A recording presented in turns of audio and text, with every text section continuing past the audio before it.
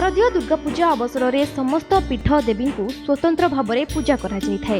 माँ दुर्गा ओह्लाई आसिछंती एही धरा पृष्ठ को सारा राज्य में चली पार्वणर पूजा। एही अवसर में माँ भट्टारिका पीठरे अनुष्ठित होउछि नवरात्रि पूजा। माँ को दर्शन पाई राज्य तथा राज्य बाहर बहुत संख्यार श्रद्धालु भिड़ लगी रही। एही समय माँ को दर्शन समेत प्रकृतिर सौंदर्य को उपभोग करुछंती श्रद्धालु। रत्नगिरी पर्वतर पाददेश एवं महानदी कूल विद्यमान माँ भट्टारिका पुराण वर्णित एही पीठ संबंध में अनेक रोचक तथ्य रही। एही स्थान में त्रेतया जुगरे भगवान परशुराम तपस्या करी माँ को सानिध्य लाभ करथिले। पक्षांतरे एही पीठ को परशुराम पीठ बोली मध्य कहुए। भट्टारिका विशेषत्व हेउछि भगवान परशुराम द्वारा निजर तीर मुनरे अंकित छवि माँ भट्टारिका। गोटे शिलारे नवदुर्गा एठारे पूजिता। पूजा अवसर में माँ पीठ में श्रद्धालु भीड़ देखा मिलुछि।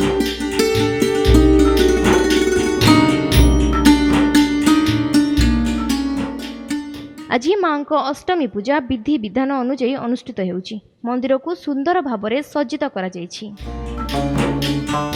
पूजा मंडप में सर्वत्र सप्तमी पूजा हेउथिबा बेले देवी पीठ मानकरे आज अष्टमी पूजा अनुष्ठित होउछि।